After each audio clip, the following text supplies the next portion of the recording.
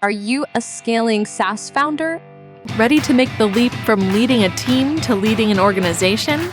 Join us each week as we refill your think tank with actionable tips and strategies from great business minds you know and those you don't know yet. This is SaaS Fuel with your host, 5-time entrepreneur, SaaS founder, and globetrotting adventurer, Jeff Maines. Welcome back to the SaaS Fuel podcast, where we honor moms all over, making a huge difference every single day. You stick with it even when you don't see immediate results, and that's pretty awesome. I'm your host, Jeff Maines. I hope B2B SaaS founders like you grow from traction to scale. Here, growth is more than just numbers. It's about crafting a future-proof company, premium valuation, and leaders who build a business of significance while living epic, adventurous lives. Have you ever thought that the best leadership lessons could come from the same source as your childhood lessons on life? Well, it turns out mom knew best. Not just about manners, but also about managing and leading. From the dinner table to the boardroom, the things that our mothers taught us have more in common with effective leadership than you might think on the surface. Mom's wisdom, often distilled in simple advice, holds profound insights into modern leadership tactics, emphasizing empathy, resilience, and the fine art of motivation. When we talk about leadership, and we do a lot around here, it's easy to prioritize strategy over people, or to overlook the power of emotional intelligence amidst a bunch of business metrics. As leaders, we have the constant challenge to drive results and also inspire and nurture our teams, now, much like a mom does within the family. And I'm not leaving dads out of the equation either. We're just celebrating moms today. Here are a few leadership lessons that I got. Drop yours in the comments below. I would love to hear them. The first one is listening before leading. Just like mom listens to understand her kids' needs, fears, and what's going on, effective leaders have to cultivate the art of listening to their teams. And yes, it's a skill we develop. We're not just born with it, and it's not always easy. But listening not only helps in building trust, but also fostering a culture where every voice is valued and every concern is addressed. The second one is knowing when to push and when to nurture. Great moms excel at providing love and support while also pushing us to our limits. Anybody else experience that? It's an amazing thing. Now, and in leading teams, I think that we see the same thing. Finding this balance empowers teams to achieve more than they thought possible, to become better humans, better employees, better leaders in themselves than they ever knew that they could be. But it can't be all push. That balance is about encouraging risk-taking and pushing the boundaries of what's possible, while also being there to provide a safety net and encouragement when things don't go as planned. And they do. Yeah, things go awry sometimes. And number 3 is leading by example. The old adage, do as I do, not just as I say. It's pivotal in parenting and leadership alike.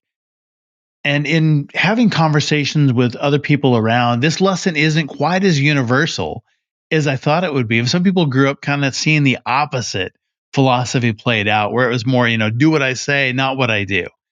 And that said, in our conversations, no leader wanted to pass that down to the next generation or to their team. They really love the idea of modeling that and modeling what they want to see and being that. So, do as I do. And great leaders do model behavior and values they expect from their team, from integrity and perseverance to compassion and dedication. It's not always easy to model it, but that is the goal. And Mother's Day is coming up this weekend, and celebrate your mom. If we didn't have one, we wouldn't be here. But I also know that this is a tough time for some women who aren't moms, either because they focused on career. Nothing wrong with that. That's a pretty noble calling in itself. And I know some single moms who feel guilty that they have to work and can't spend as much time with their kids as they want. And that's really tough.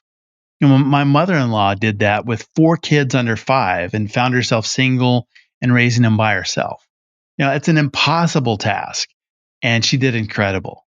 And there are those that want kids but can't have them for whatever reason, and that's really, really tough. but the capacity for motherhood is there, even without having kids. I have a friend that really, really struggled with this. She and her husband, they tried everything. Really, really difficult situation. And for her, Mother's Day was the most dreaded day of the year. And it sounds, kind of odd to think that way, but it was a really, really big deal. It was a really tough situation. But she was also a teacher. And I think it's one of the greatest professions that there is. But in some ways, that made that even harder. She was around other people's kids all the time and brothers and sisters. But what I saw was motherhood lived out, the grace and patience, listening intently, encouraging wholeheartedly, sincerely leading by example. And she had such a huge impact on hundreds of kids. Some of the students there, they didn't have a mom at home, but because she was there, they did at school. And her impact wasn't just for a year. For some students, it was, but for a lot of them, it was well beyond that. It was years because she was also the basketball coach. Very, very cool story. But so much impact over the years. She mentored a dozen or more of those kids well into adulthood. It's absolutely beautiful. And I have no idea what it's like to deal with that and to overcome. But what I've seen are the changed lives and the absolute blessing that she's been. Again, impossible to incredible. And I think that sums up what moms are and the impact that they have. I love the idea of carrying those lessons forward into our companies. Now, they aren't just for raising awesome kids, but also for creating amazing teams. I do think it's pretty cool that as we look to scale up revenue, innovate, and inspire, we can take a look back and see some of the most effective leadership tactics are homegrown, proving that a mother's wisdom truly knows no bounds. What great leadership lessons did you learn from your mom? Drop it in the comments below. I'd love to hear it. If you want some more great leadership lessons, take a look at my book, Small Fish, Big Pond, Building a World-Class Business That Swims Circles Around Competitors. Small Fish, Big Pond delivers powerful marketing and leadership lessons guaranteed to enhance your marketing message, wrap value around your clients, and guide their buying journey to conclude that your company is the only solution for them. It includes step-by-step frameworks, time-tested growth principles to attract ideal clients, convert them, and then transform them into your brand ambassadors. Pick up the print, ebook, or audio today at smallfishbigpond.com or Amazon. And all book profits go to charity always. And for May, they're going to the Casa Hogar Orphanage in Nuevo Laredo, just across the Texas border. Longtime partnership with them, serving 80 plus kids from infants on up. There's a link in the show notes for that, but all profits always go to charity. Our founder on Tuesday was James Lawrence, co-founder and CEO of Happy Companies. He is on a mission to help companies overcome roadblocks and engaging employees with the power of AI. We talked about collaboration, communication, team dynamics, and building a winning culture. Our expert guest last week was Barrett King, top solutions provider for HubSpot. We talked about strategic partnerships, boosting customer engagement and retention, all while delivering exceptional experiences. If you missed either of those episodes, go back and check them out. My guest today is Andrew Sykes, CEO of Habits at Work. He is on a transformative mission to make sales the most trustworthy profession in the world. As a leading voice at Northwestern University's Kellogg School of Management and the Kellogg Sales Institute, he teaches the highly acclaimed entrepreneurial selling course. With a 30-year background spanning sales, entrepreneurship, and behavioral change, Andrew is the co-author of The 11th Habit, which explores vital habits for peak performance and trust building. Welcome someone who is changing sales as we know it, Andrew Sykes. Hey, Andrew, welcome to SaaS Fuel. Jeff, thank you for having me. I love the work you do, and so I'm thrilled to be here.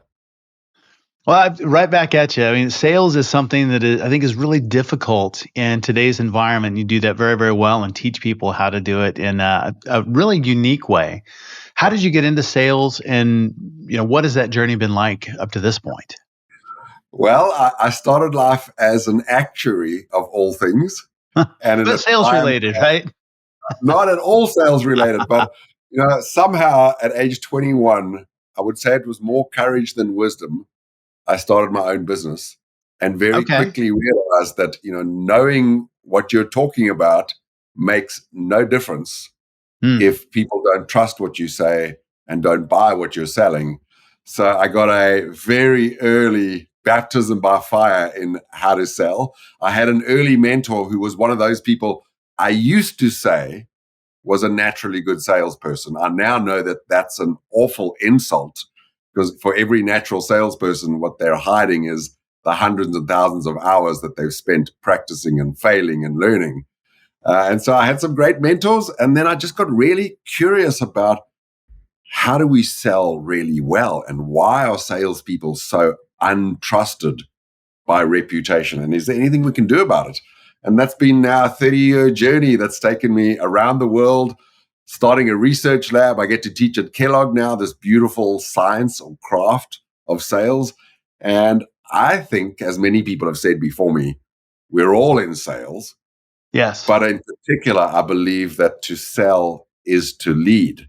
And those two disciplines are identical, just to different audiences. So it's a very expansive skill. I've noticed that as a parent, I'm better when I'm selling. And I know that may sound strange, because most people think that selling is convincing someone to do something they don't want, which we're always doing with our kids. Right. But for me, it really changed my perspective when I changed my mindset about selling. That selling is really the beautiful opportunity of helping another human being make progress in their life. That's a really, really good definition. And sales is absolutely a craft. And you're right. I mean, people may have some natural communication ability, but even that is something that is trained and built over time. Yeah. And As I sales tell skills my are the kids, same. we were all terrible at everything when we were born. So there is We no didn't know such it all, thing. anything.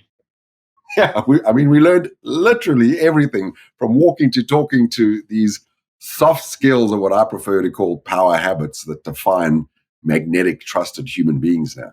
So you talk a lot about the importance of trust in sales. Uh, why is that not obvious? It seems like it's something that everybody would know. Trust is critical, but we don't necessarily act that way in the sales process, or really in a lot of other areas as well. Yeah, I Why think it's one isn't of it those things obvious? I think it's one of those things that is obvious for everyone, that trust is important. But what's not obvious is the fact that trust is a subtle, counterintuitive, and very strange thing. And I think the common sense about trust is common, but not necessarily correct. So I think there are two reasons, one of which is, like, some of the myths around trust don't serve us. And my favorite one is the thing we all tell ourselves, that trust takes time to build. Because in reality, and in all the research, trustworthiness is an assessment someone else makes of you in milliseconds to minutes at most. Yes. And they do so on false signals. And what they use as a signal is unfair in the worst case, but that's life. So you can either be mad about it, or you can do something about it. And the other thing that I think is sort of non-obvious, and I often have this conversation with chief revenue officers, I say, do you think salespeople are trustworthy as an industry, as a profession? And, in every survey, in every country that I've looked at, salespeople are ranked as the least trustworthy profession. So the answer I get is, yeah, I don't trust salespeople. And then I say, but what about your salespeople? Are they trustworthy? And the answer I get is, of course they are. I'm like, Right. why? What are you doing that is enabling your sales team to be perceived as trustworthy when the general category of salespeople is untrusted? What are you doing that's so special? Because if you're not spending time on how they design and perfect their first impression, how they make and keep promises, how they restore trust when it's broken, on all of these really essential trust moves, I don't think you can claim that you have a trustworthy sales force. So I think it's obvious that trust is important, not obvious how to build it. and particularly not obvious the grand opportunity of being the most trustworthy business in your industry. So how do we do that? How do we build trust quickly and in a way that's authentic? Yeah. Well, we can talk lots about authenticity. My own view is humans are incapable of being inauthentic, in the sense that it's always me being me. Even if I'm pretending to be someone or I'm doing something that doesn't feel good, it's still me doing it. Yeah. It's not someone else. But I get the idea behind the feeling of someone being inauthentic to us. And certainly our radar is up in the presence of salespeople. And they only have to make one wrong move for us to say, there they go, being a salesperson, and not trust a word out of their mouth afterwards. As Kevin Plank said, trust is built in drops, but lost in buckets. And it's an asymmetric thing, so we certainly can blow it very quickly. But I think the way to build trust is, of course, to have integrity, which is you tell the truth, you have good intentions, and you keep your promises. However, having integrity, although it deserves to be trusted, is very, very different from assessed trustworthiness. So I think creating the impression and the reality of being trustworthy is the sum of both having integrity and being able to manage these false signals that people use. So they give you the presumed trustworthiness label and enough time for you to indeed prove that you are worthy of trust. And all of that happens in what I call the platinum 5 minutes. Like in the first 5 minutes, from the time you meet someone until they've decided who you are, what do you want, can I believe you, are you sincere, are you competent, are you reliable, all those questions they're asking. If you don't get that right in the first 5 minutes, then your life experience will be trust takes time to build. But what will actually be going on is you'll be spending months climbing out of a trust hole, which is a very different thing from building trust. That's interesting. Just the mental picture is fantastic, and kind of building in the trust hole. But I think that really reflects reality. Yeah, and knowing that as salespeople we have a reputation. When you first meet someone and you say, "Jeff, my name's Andrew, I'm the head of sales," or "I'm a salesperson," I've just said I'm in the category of people that you don't trust and that none of us trust. And then I'm confounded when you don't trust me. So I spend a lot of time teaching people the art of the personal origin story, which is how to introduce yourself without using name, rank, and serial number, which frankly is boring, but instead by sharing with someone why you do what you do, so they don't assume you're only in it for the commission. A little bit about your credibility, but mostly the humility of the impact that you have, so they can see rather than be told what it is you do and the results that you produce. Because I often say there is nothing less trustworthy than the person who says, "Trust me." Trust me, right? Yeah. Well, last time we talked, you talked about the concept of the platinum 5 minutes and the golden hour. Can you elaborate on that and how they can be game changers in the sales process? Yeah. It begins with this realization that if you were to draw a sort of pie chart of everything you know in life, every fact and figure and statistic, everything you ever learned, and you asked yourself, how much of that pie chart did I discover firsthand versus I read it in a book, I attended a class, I watched a YouTube video, I got it from someone else? I think most of us would admit it's a very, very thin sliver. And that points to a rule that I believe runs humanity, which is first we decide whom to trust, and that determines what we believe. Or in the world of sales, I say it slightly differently, which is customers decide that they want to buy from you before they decide if or what they want to buy from your company. And I believe that that decision is made at most in the first hour, often in the first 5 minutes. People who interview for a living would say, I've often made the decision before the person even gets out of the elevator. because I see them and I can see they're not a fit. And on our best days, we're all gracious and we put aside our judgments, but it doesn't mean we don't have them. A lot of our judgments and prejudices happen below the level of our consciousness, and they're automatic. So I believe that in the first 5 minutes, you've got one job to do, which is to present yourself as a trustworthy human being in order to buy the other 55 minutes, during which time you get to demonstrate that you're trustworthy by really spending time getting to know your prospect, where they are, where they want to end up in life, how they are already thinking about getting there, and what they're looking for in a partnership.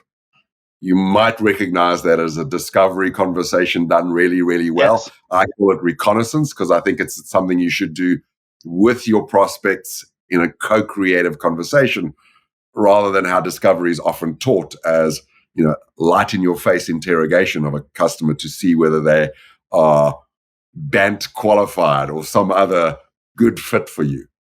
So there's a lot that goes into that platinum 5 minutes and golden hour. But why it's so crucial is I believe 95% of the sale is over in that first hour, especially and in particular before you even say a word about your product or your solution.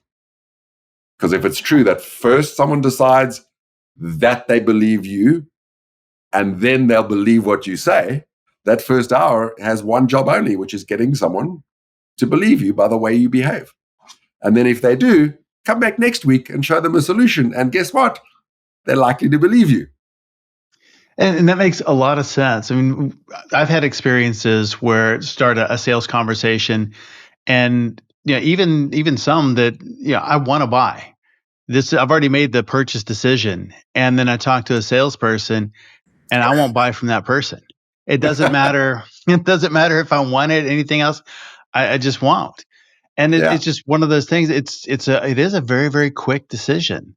And then there are other conversations that I've had where I really, really like the person. And even if I was thinking I probably wouldn't buy it, now I want to. Or there've been some situations where I really like a person and I'll buy whatever they're selling. I don't even care what it is. I'm in because I really like that. But there's this continuum, which is really interesting. Just thinking back in my own personal experience, and what is it about that draws me in, or pushes me away? And you've labeled so beautifully these different instances, and I think a lot of developing excellence in any domain begins with it being able to annotate or label a model of excellence. And so, if I may react to a few things there, I do think there are times when we've decided that we're going to buy before we even meet the salesperson.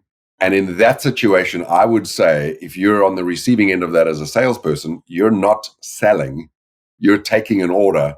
Right. Take the order, close your mouth, and be grateful for what just happened, which is a lucky circumstance. Right. Now, and there are companies, and I wish I'd invented one of them, where the product is so good that people are lining up and they're going to buy whether the salesperson's good or bad.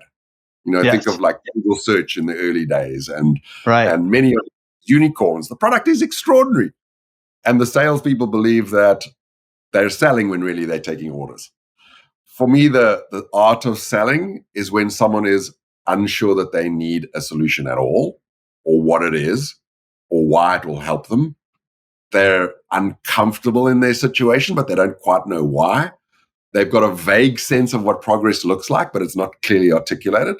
Like it's a mixture between consulting and therapy and advice that goes into helping someone make a purchase.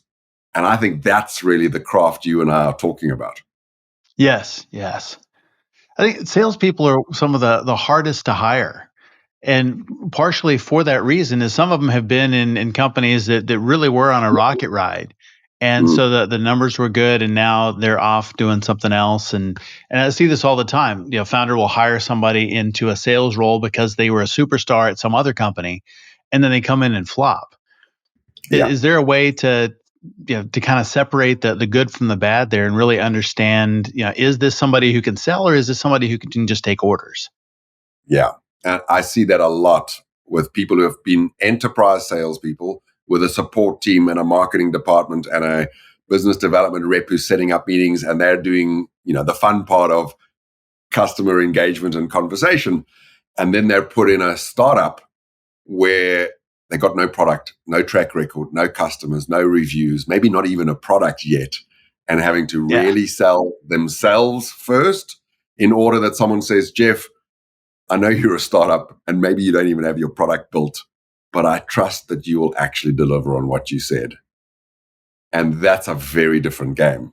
Now, I'll say, if you can do that, you can sell for an enterprise.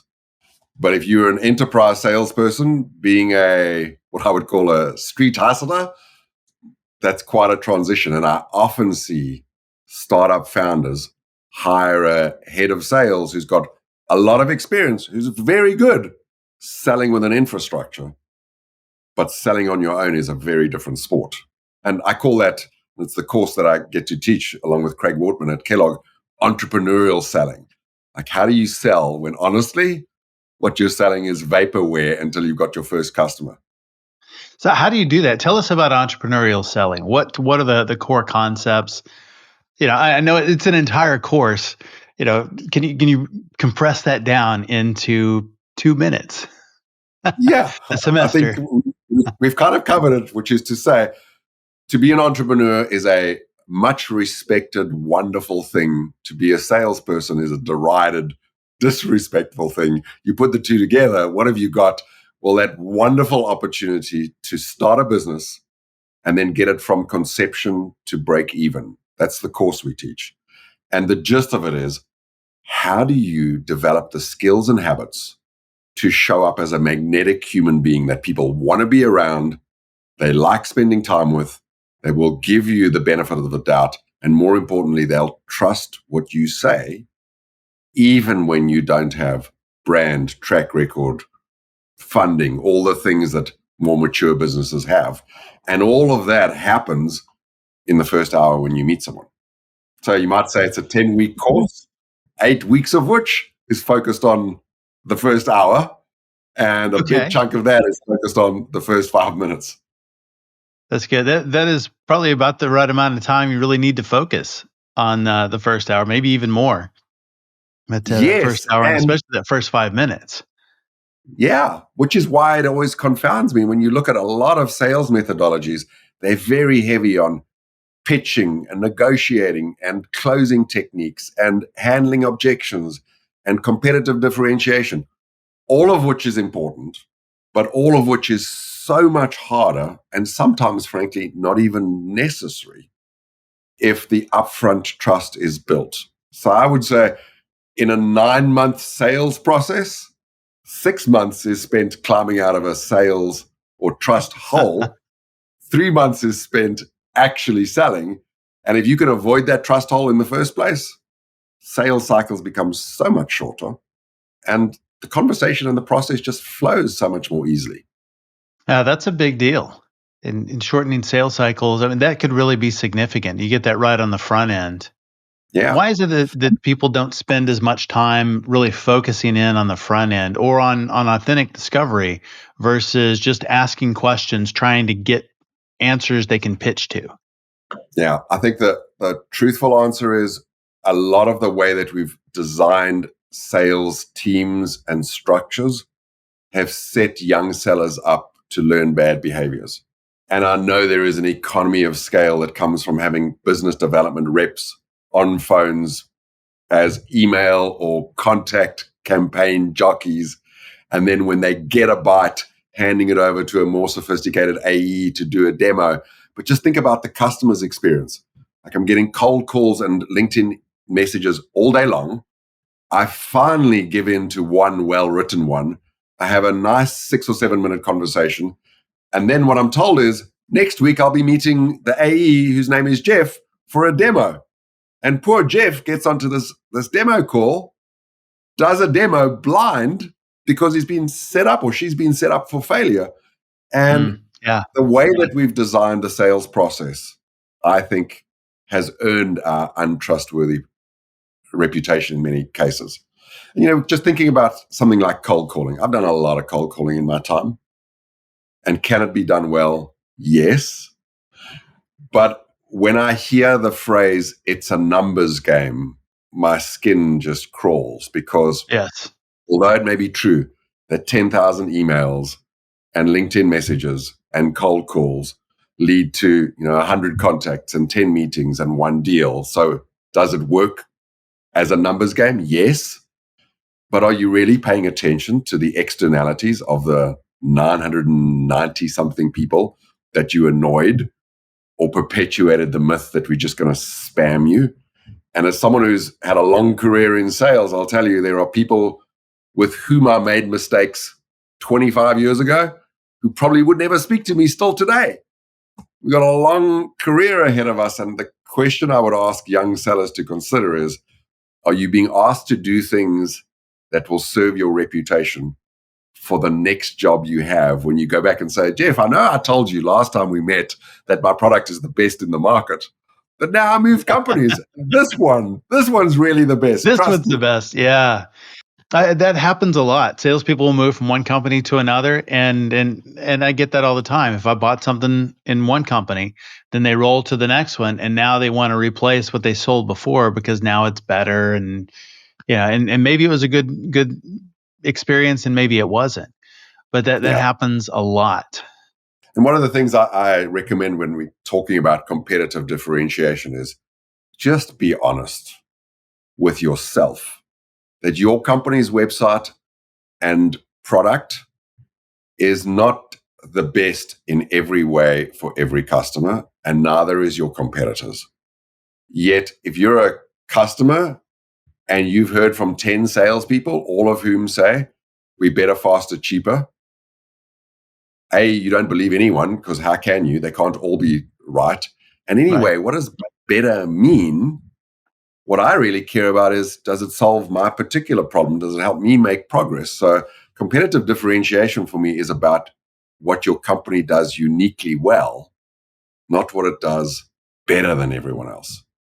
And that language allows you to go back and say, last time I was at company A, what they did uniquely well was X.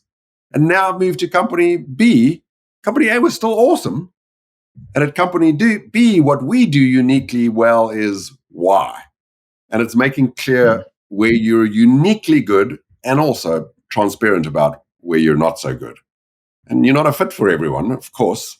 But that kind of language and honesty, I think, sets you up for a wonderful career in sales. That's really, really smart. Well, in teaching at Northwestern, you see a lot of students come in, entrepreneurial selling. What's the biggest misconception they come in with, and how do you address it? A couple of things. One is that sales is sales, whether it's in an enterprise or a startup.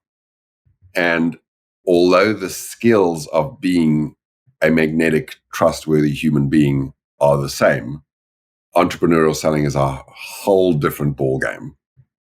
Yes. So that's one misconception. The other is that selling is a manipulative, dark art filled with tactics and methods to get people to nod along, and when they're nodding, put a contract in front of them so that they say yes by mistake, and all of these sort of icky things. As my colleague Craig Wortman often says, closing a deal is the natural outcome of a sales process or a sales set of conversations done well.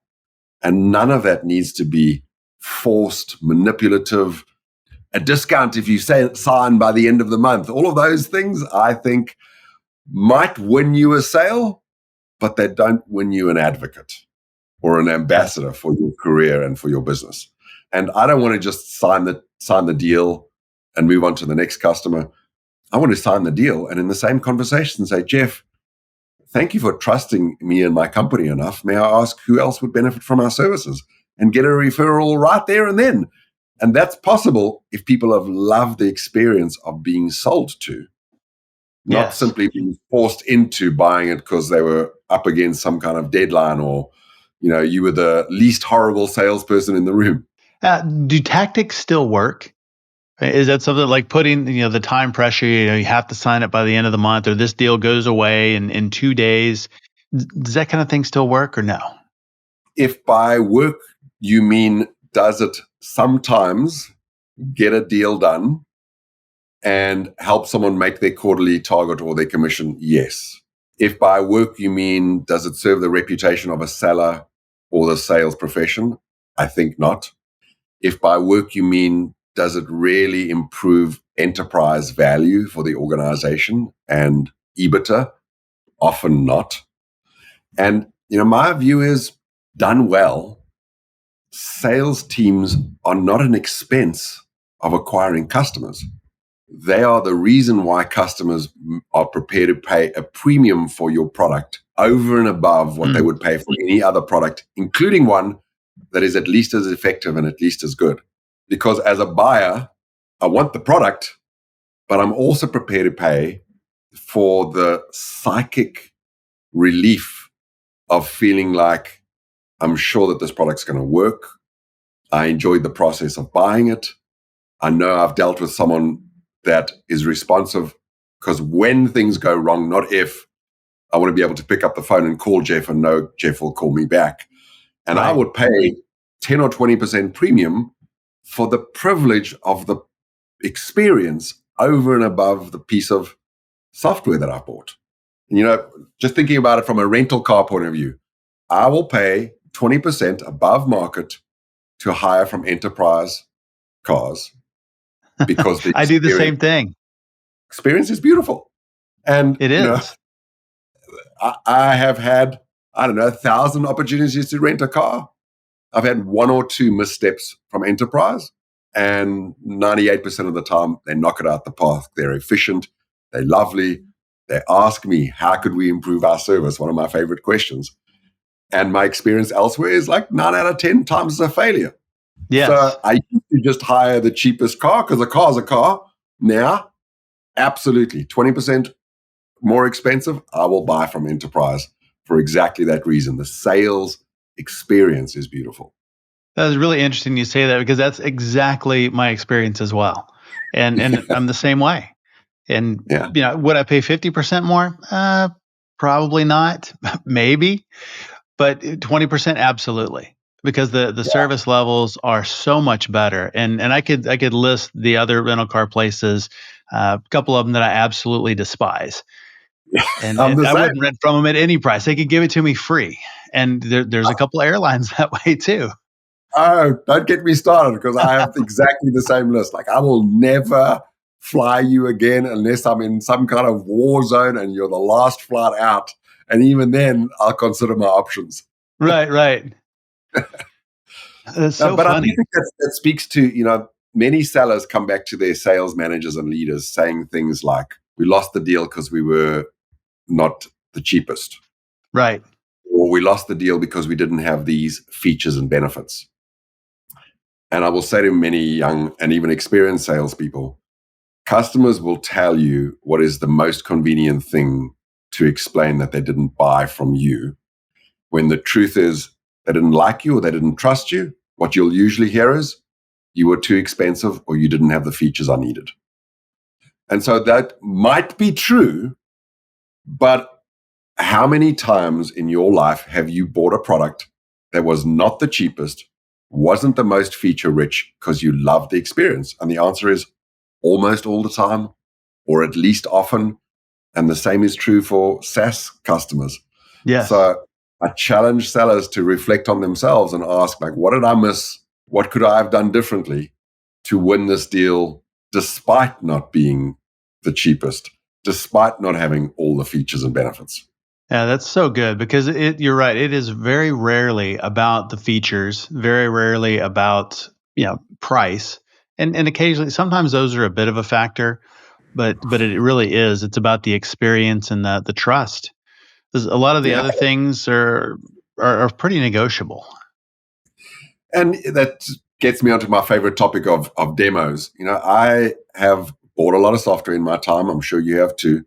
Yes. And even sophisticated purchasing departments would admit, typically we're buying a product that does 3 things that we really need really well. Right. And most products have, 100 to 1,000 features. So if you're getting on and doing a demo and guessing at the 3 features that you think your customer might appreciate best, versus spending your golden hour getting really, really clear on number 1, 2, and 3 most important to them, and then showing them that part and that alone. What a missed opportunity.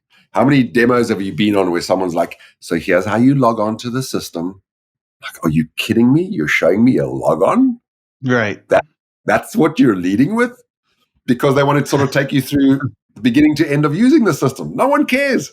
Show me the 3 things that address my 3 biggest challenges and nothing else. If that goes well, maybe I'll be interested in the rest. But boy, if there's an area of sales that is done badly, it is demos. Yes. So what can we do to make those better? A couple of golden rules. I would say never demo without having led a full and complete reconnaissance conversation. And by full and complete, I mean getting really clear about where that customer is, how they got there, how they feel about it, what they've tried before, all the things about their present reality. Getting really clear about what the future that they dream of looks like and how they'll measure it and what success means to them. And maybe even inspiring them to a more exciting possible future. And then the piece that's almost always missing in discovery or reconnaissance is asking the customer what their current plans are. Because we assume they're coming to us with no beliefs or opinions on how to solve their own problem. And even if they don't have a well-formed view, I've come to the view that no one wants to hear from you until they've been given the opportunity to get their own opinions off their chest. So it's like, I want to know the map you have in your head of how you think life and the world works, because that's the map that you'll use to evaluate my offer when I show you a demo. And then when I've got all that information, then and then only am I in a position to give you a demo. And my rule of thumb is a demo should focus on 3 features only, not 4, not 2, not 1, not 7, just 3. End it there. If that goes well, someone will say, can you show me more? And that's another conversation. But if you're trying to cram 4 or 5 or 6 into an hour, you'll do it badly anyway. And the rule of 3 is such a strong human rule. Less than 3, we don't feel like we've seen enough. More than 3, we feel overwhelmed or like there's too much choice. It's just a beautiful number to focus on 3. I like that. And how do we, and I think that's really interesting. They have their own opinion when they come in. And I think that's really key to understand that. They've thought about how to solve this problem and really understanding how they're evaluating it, what they're trying to do, how they see life being after they make this choice is absolutely key in the sales process. But I think we miss that a lot. Is we just think, okay, now we know the problem and I've got the solution for you. Here it is. Right. And, I see prospects maybe unintentionally baiting salespeople all the time. When a salesperson has the courage to say, how are you thinking about solving it? Sometimes customers say, like, I don't know. That's why we're talking to you, because that's the lazy, easy answer. Right. And salespeople take the bait and they say, well, here's how we think about solving the problem. And the expert move is to say, look, I understand you're talking to me as one of the experts, but I'm committed to never offering a solution before having the respect and taking the time to understand how you think about it. And I know you've got an opinion, and I know it may not be well formed yet, and I'm hoping to earn the right to develop a solution with you. But I'd be doing you a disservice if I don't listen to your views already, and maybe what things you've already considered, your alternatives. Because I would love to know if I'm in a competitive race and with whom I'm in that race. And you only know that by asking. Sometimes you're not told, but you're never told without asking. Right. And that's a big one. A lot of times when they get to us, it's important to understand, what have you tried so far? How have you tried to solve this? And why do you think it didn't work? Absolutely. Because that'll tell you. We don't want to present the same solution. Yeah. If someone's tried X and it's failed and you've got a better version of X, like, good luck selling that thing. Right. You're spot on. You do have to understand the journey to today as much as you have to understand their vision of the future, because both influence how they'll evaluate whatever you say. Yeah. So how do you see the role of storytelling evolving in the sales process? And what's one tip you might give salespeople to improve their storytelling skills?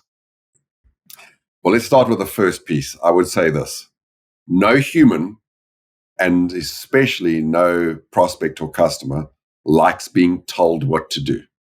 Most of us in sales think that as the professionals with all the industry and product knowledge, our job is to tell customers what to do. Indeed, sometimes we're told to go and challenge customers in what they should do in a teaching kind of manner. And is there a space for that? Yes, later on. I think the most important thing to do is not to tell customers what to do, not even to show them what to do, but to allow them to see for themselves what to do. So they leave the interaction with you absolutely convinced it's their own idea, because indeed it is. Just like you watch a documentary and you glean something from it, and then it becomes, for all intents and purposes, your idea, you forget where you learned it from. Storytelling is an opportunity to allow a customer to see for themselves what someone else did and the results they got, what someone else did and the failure that it created, what someone else was thinking about it and why they didn't take that action, or whatever your story teaches. Story is a passive allowing to learn versus an aggressive, let me tell you how. And so I think it is the critical skill in changing someone's mind. And you might say selling is very much about helping someone change their mind from what they were going to do to now doing something with you, or not doing anything at all if that's the outcome. Sure. And storytelling is therefore, in my view, one of the critical 3 skills, along with empathic listening and posing the right questions, that defines a great sales conversation. Tips on getting better? What is empathic listening? A lot of people have been taught how to listen actively. And active listening and empathic listening are cousins, but like most cousins, there's the cool cousins and the weird cousins. I say about active listening that it is making a show of listening. Empathic listening is allowing yourself to feel what someone feels so that they feel safe enough to share with you what really matters to them, their concerns. And when that's done, recreating for them what they said, as well as how they feel, as well as what really matters to them. Because in life, and especially in sales, customers will use their words to hide what they feel and to protect what really matters to them. For example, if what really matters to me is getting the best price, and how I feel is worried you're going to take advantage of me, what I will say is, we don't have a budget. Show me your best offer. That's a natural thing to do as a buyer because we're worried, and that's an ever-present experience. So empathic listening is just using what we're given as humans, our mirror neurons that allow us to feel what we see someone else feeling if we really, really pay attention. And so there's lots to say about what empathic listening is, but I like to distinguish the fact that listening is paying attention, not hearing. I mean, if you judge when someone's listening to you, you don't look at their ears to see if they're listening to you. You look at their eyes to see on what, absolutely, to whom they're paying attention. And I love the fact that the phrase is pay attention, because it turns out it is a very effortful thing to listen with empathy, to put yourself in someone else's position, to close your mouth and quiet your mind long enough to really be with what's going on for another human being. So it's a wonderful craft to learn how to listen with empathy. I have to admit, as someone who loves to talk, it took me a long time to even know the difference between hearing and listening, and then to develop the skills of beginning with being silent, proceeding with paying attention with everything I've got, and finally attending to what I notice, knowing that what every human being needs or needs attention to is the desire to be seen, understood, and like really gotten, instead of fixing someone's problem. And I know as males, we're stereotypically renowned for listening to fix rather than listening to feel, but that is the underlying mindset that differentiates active listeners who are like paying attention, just waiting for a gap to say, boy, can I fix that problem? And Right. empathic listeners who are much more, let's call it, sitting back, allowing you to put what you're saying and what you're feeling into a bowl between us where we can both look at it without reacting. And then I can give it back to you without offering a fix. Maybe a fix will come later. And if we're in sales, of course, a solution is required eventually. But the first act of listening is the act of leaving someone feeling truly gotten. So good. Does that make sense? Well, in your book, The 11th Habit focuses on sustained high performance. What is one habit that's personally transformed your approach to sales? Empathic listening is one. It's a super powerful one. I'll give you a couple of others. And, the 11th habit I wrote because in most cases, we think that selling is about all the things we've been talking about. And of course it is. But if you're showing up to work, stressed about your finances, exhausted because you're not sleeping, or in poor health because you're not attending to your diet or your exercise and those things, as much as we tell ourselves, like, I'm a hero and I put in a good day's work despite, the truth is selling is an energetic and continuous marathon. And most people only attend to their health, their happiness, and their financial security when it's too late, the proverbial 11th hour, hence the title of the book. And so it's a call to action for CEOs and CROs to say, you want a really high-performing sales team? The base habit is the habit of self-care. If you get people showing up with fantastic sleep, in the best shape of their life, finances handled, what you've got is a human who's ready to be fully focused on doing their job. The alternative is teaching someone how to handle objections when they're so exhausted they can't even think straight. Good luck with that. Yeah. So the thing that's transformed my life is realizing in sales and in many other professions, nursing and teaching and leadership, when we're so committed to serving others, we often sacrifice ourselves thinking that that's what service looks like. And it's a sort of mental mindset shift to remember the first act of service is making sure that I'm in the best position to show up every day, stand out with energy, and be there for other people. And if I don't attend to myself first, I won't be around very long, or I won't be very effective when called on to serve customers or my team or anyone else. So that's been transformative for me. It's just that slap in the face that, like, if you're not attending to your own health, happiness, and financial security habits, don't expect to do a good day's work in any role, and especially in sales. That makes so much sense. But it's really hard to do, especially as we move up in leadership, and it just becomes, we become consumed with doing and productivity and work, and that's real easy to neglect. Yeah, and we tell ourselves stories like, I did a great day's work today despite feeling like hell. Well, I went out with clients last night and we drank a whole lot and it was really good relationship building, but I only got started at 11 this morning because I got a hangover. And like I've spent my time drinking on my own and with customers, love the sport, but an honest self-reflection is my best days and my most productive days are the ones when I'm just showing up in the best shape of my life. Yeah, that's good. It's great habits and skills. Yeah. And then your question on storytelling, I would also say that's one that's completely changed my life. Because I started, and many people might still say, I started and became a know-it-all because I was driven by like wanting to know all the things. And then I thought selling was telling people all the things. And I'm embarrassed to say it was as recently as about a decade ago that some very powerful coaches in my life said, Andrew, no one cares how much you know. They care about how you make them feel. They care about whether or not you can connect what you know to their life. And it began a journey for me of becoming a professional speaker and storyteller. And I don't know if there's any skill that I think is worth developing as a salesperson, it's the art of using stories and telling stories, using stories to structure conversations, telling stories to allow other people to learn, and frankly, just to entertain people. Like half the battle is getting people to give you enough time to say what you want to say. So you might as well be entertaining. We'll wrap up with this. Your book, Habits at Work, focuses on turning sales knowledge into skills and then the skills into habits. And what role does conscious competence play in developing those effective sales habits?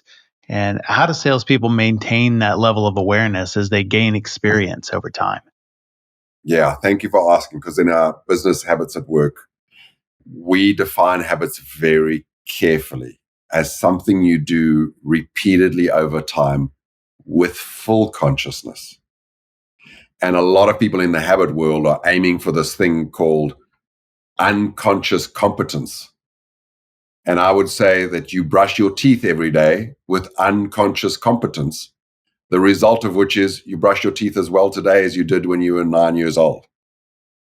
If you care to improve over life, you have to stay conscious while you're practicing your habits with the intention of getting better rather than the intention of simply getting an outcome.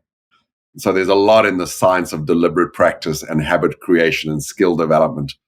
That's what we do at Habits at Work, is help people turn knowledge into embodied skills that become conscious habits over time. And I'm of the view that the very fabric of our personality, the results that we produce, and the destiny of our lives is weaved out of nothing more or less than the habits that we practice. Well, actually, I have to ask you one more question. Last time we talked, you made a statement that I thought was absolutely brilliant. We were talking about in the SaaS world, you have founders, and a lot of times they start out selling. And then at some point, they hire a sales team, and you transition from founder-led sales to salespeople taking over that. And you said, well, transitioning from founder-led sales is an illusion. That was absolutely brilliant. Tell me more about that. I'm not saying it's impossible for a founder to step out of the sales role. I simply say that it is an illusion to think that that's a good idea. Yes. Because entrepreneurs are given assumed credibility. They're often trusted despite. And most importantly, as a founder, I don't want to be leading a product team or an operations team whose input is from my sales team alone, who tell me we're too expensive and we don't have enough product features. Because the consequence is I'll build the world's best mousetrap with all these different features, a wonderful piece of technology, but a lot of that might have been misspent time and effort. So I encourage founders, even as you scale, even as you hit the $1 billion mark, to still spend time every week in the sales force with customers, hearing for yourself why they're buying, what they like, what they don't like. So you've got a direct channel there. And I'll say another thing about it is, for a sales team to have the founder still involved in sales sends an incredible message. It does. And I think the message is the one that we all should take to heart, which is nothing happens until something's sold. You might have the best engineered product in the world. It doesn't matter if no one's buying the thing. So as much as we value wonderful engineering in SaaS, if your sales team is not a well-oiled machine that can build and sustain trust, you're going to have a fraction of the hyper growth you could otherwise enjoy. So good, so good. Well, where can people learn more about you online? I'm active on LinkedIn, so I would love your listeners to connect with me on LinkedIn. You can find me under Andrew Sykes and Habits at Work. I'm a professional speaker, so I do a lot of SKOs and conference speaking. My personal website is andrewsykes.com. And of course, the business that I run is habitsatwork.com, all spelled out. We're a habit activation skills training business for salespeople and leadership. Outstanding. We'll make sure and link all of that in the show notes. Thank you so much. Fantastic conversation, Andrew. Thank you for being on SaaS Fuel. It was my honor and privilege. You're a wonderful host. Thanks for making it a fun 45 minutes.